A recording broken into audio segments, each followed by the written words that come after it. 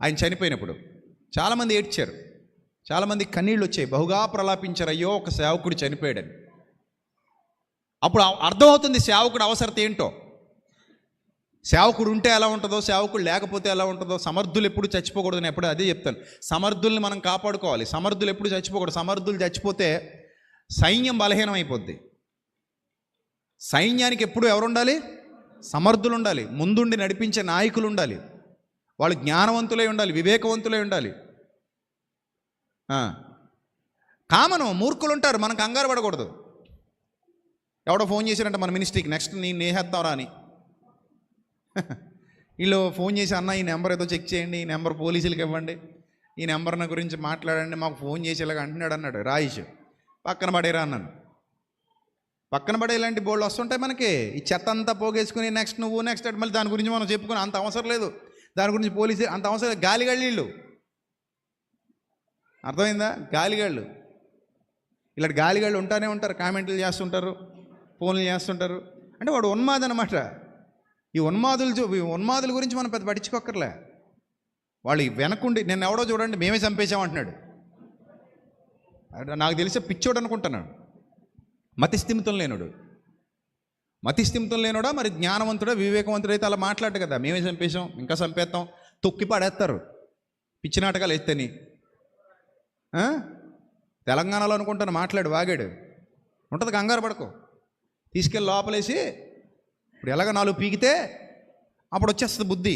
ప్రజాస్వామ్య ప్రభుత్వంలో ఉన్నాం మనం. మీ తాతగారి జాగీరేం కాదు. మేమే చంపేశాం, మేము పొడి చేసాం.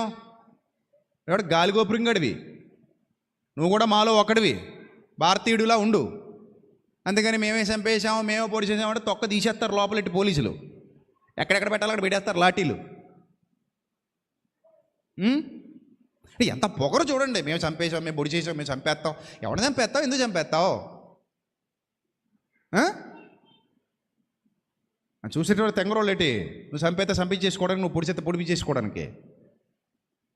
అవకాశం ఉంటే ఎవడేం చేయలేడు, అవకాశం లేనప్పుడే ఎవడైనా ఏదైనా చేస్తాడు. నాకు ప్రవీణ్ గారి విషయంలో కలిగిన బాధ ఏంటంటే ఆయన ఒక్కడు వచ్చి ఉండకూడదని. నేను ఖచ్చితంగా ఆయన తప్పే. ఇంటి దగ్గర నుంచి ఒక్కడే బయలుదేరాడు, అది ఆయన తప్పే. ఆ తప్పు చేసి ఉండకూడదు ఆయన. మొన్నటి నుంచి కూడా నాకు అదే బాధ కలుగుతుంది. అరే ఒక్కడు ఎందుకు వచ్చాడు ఆయన? ఒక్కడు రాకుండా 4-5 వచ్చి ఉంటే, ఒకవేళ యాక్సిడెంట్ అనుకుందాం, కారులో వచ్చినప్పుడు నాకు యాక్సిడెంట్ అయిందంటే ఇంకొకటి ఎవడైనా కనీసం ఫోన్ చేసే ప్రాణమైన మిగిలి ఉంటుంది గాడికి. మొత్తం అందరూ ఒకటేసారి చచ్చిపోయారు అనుకోండి, ఇంకా అది దరిద్రం అనుకుందాం. కానీ ఒక 10% అయినా 4 ఉన్నప్పుడు ఏముంటుంది? అవకాశం ఉంటుంది. ఒక్కడున్నప్పుడు అసలు అవకాశాలు తగ్గిపోతాయి.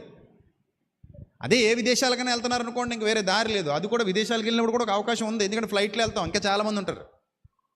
కూలిపోతే అందరూ కూలిపోతాం, దిగితే అందరూ దిగుతాం కదా. అక్కడికి అవకాశం ఉంటుంది. అక్కడ దిగిన తర్వాత మన వాళ్ళు వస్తారు, తీసుకెళ్తారు, అక్కడ అవకాశం ఉంటుంది. వాళ్ళకి తెలుస్తుంది ఏ టైంకి వస్తున్నాడు, ఎప్పుడు వస్తున్నాడు అన్నయ్య. ఎయిర్పోర్ట్కి వెళ్ళిపోతారు, ఎయిర్పోర్ట్కి వెళ్ళి అందరూ రిసీవ్ చేసుకుంటారు, చక్కగా తీసుకెళ్తారు, జాగ్రత్తగా చూసుకుంటారు అక్కడ ఉన్నంత వరకు. తర్వాత మళ్ళీ వాళ్ళే సాగనంపుతారు దగ్గరుండి, ఎక్కడికైనా విదేశాలకు వెళ్ళినప్పుడు కూడా. ఈ సభలకు వెళ్ళినప్పుడు కూడా అంతే, చుట్టూతో మన వాళ్ళు ఉంటారు, వచ్చి రాగానే స్వీకరిస్తారు. అయ్యో సేవకుడు వచ్చాడు, తీసుకెళ్తారు. సభ అంతా పూర్తయిన తర్వాత చక్కగా పంపిస్తారు. అందుకే ప్రొటెక్షన్ చాలా అవసరం సేవకుడికి, అందరికీ అవసరం.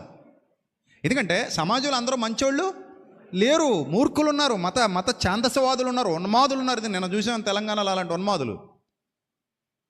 నేను వేసేస్తా బుల్లెట్, తగ్గేదే లే అట సినిమా అనుకుని పెట్టి కాలు చేతులు ఎరగకూడేస్తారు, ఎదవేహాలు ఎత్తే కుర్రదవా. మీ అమ్మ బాబు సరిగా నేర్పించి ఉండరు నీకు. సరిగ్గా జైల్లో పడేసి 4 రోజులు 1 నెల రోజులు తిప్పితే వాళ్ళ అమ్మ నాన్న ఏడుస్తారు.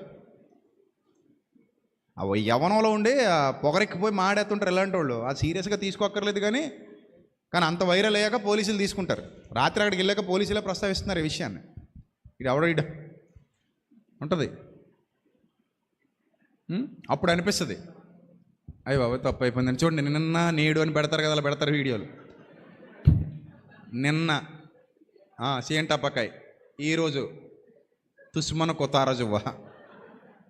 నిన్న ఈరోజు అని పెడితే అప్పుడు అర్థం అవుతుంది. అలా పిచ్చి కామెంట్లు చేయకూడదు, తప్పది.